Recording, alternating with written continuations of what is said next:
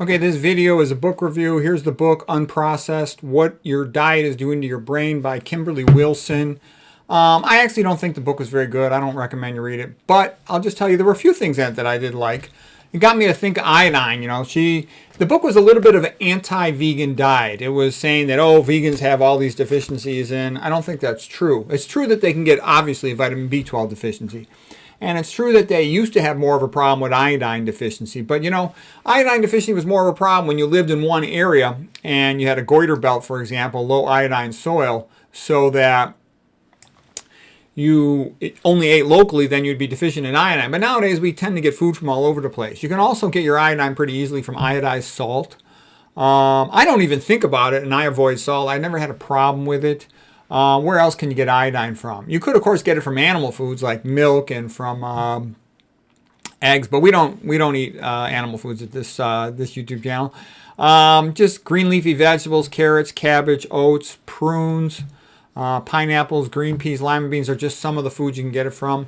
Again, it's not as big a problem as she implied it was. One of the things, though, if a person is deficient in iodine and they become hypothyroid, that can be associated with hair loss. A lot of people are concerned about that. Let's see what else is interesting as far as that.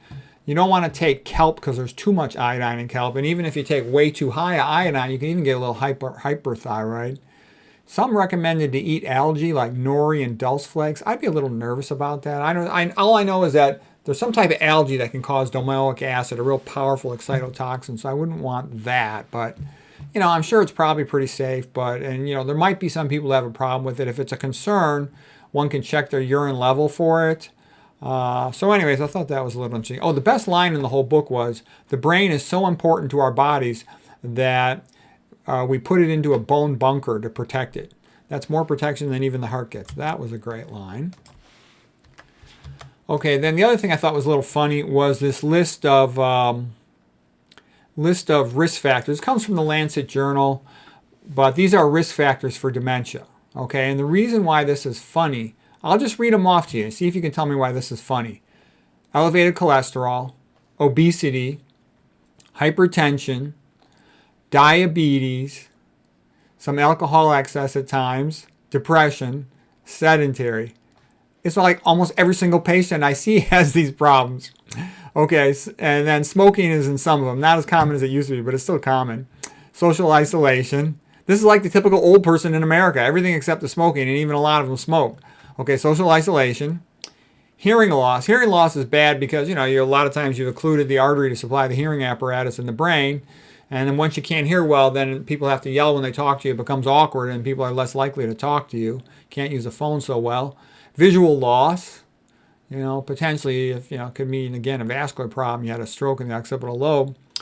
TBI, traumatic brain injury. That's a major cause of brain damage. Air pollution, if you live in the vicinity where there's a you-know-what type of trail with you-know-what, AL. Less education to begin with, less cognitive reserve is the implication there. But I just found this funny when I'm reading this. I'm like, gee, that's almost like every single patient. So anyways, but okay, what's good about this? There's actually wonderful news in here. These are all totally controllable. Not all of them, all the ones at the beginning. You can control your cholesterol level by diet, easy. Obesity, you can prevent that pretty easy. Hypertension, go low-fat vegan, you'll prevent it with no oils. Eat your veggies first. Midlife hypertension, diabetes, these are all very controllable. Just don't drink any alcohol at all. None, zero. No, it's not good for you. Depression, that's harder to control. But when you get older, you sort of suffered a lot already. And so when bad things happen to you, you're sad, you're a little bit ticked off, but I don't internalize things. Like when I was a young guy and a patient would be very nasty to me, I would say, what did I do wrong? Do I not have good clinical technique, bedside manner? And then I got a little older, I realized it's not me. The patient's just crazy or a jerk, okay? I'm the same boring, straightforward person every day, okay? And I think that's important to be that way because you don't take it personally as much. It's not your fault. It's just something that happened. It's unfortunate. Oscar Wilde had said, it's easier to get over unfortunate things that other people do to you unfairly, because then you're an innocent victim. The hard thing is to forgive yourself for what you do wrong, and that's true. I took me a long time getting over being mad at myself when I re-injured myself in wrestling. I came back too soon. I was mad at myself for 20 years about that one, especially the first couple of years, because I messed up my athletic career. But when other people do nasty things to me, it's sort of like I'm sad they did something nasty to me, but I don't take it personally in the sense that it's not my fault. They're just a jerk. All right, well, anyways, most of these are measurable. And as far as education, you can keep on educating yourself, reading and talking to people, watching educational videos, so to speak. So anyways, those are the only things from the book that I thought were worthwhile. I wouldn't buy the book. I mean, I just covered whatever I think is worthwhile. A lot of it was trying to say, oh, people need this or that supplement. And I didn't think she had good data to support those claims. So anyways, there it is.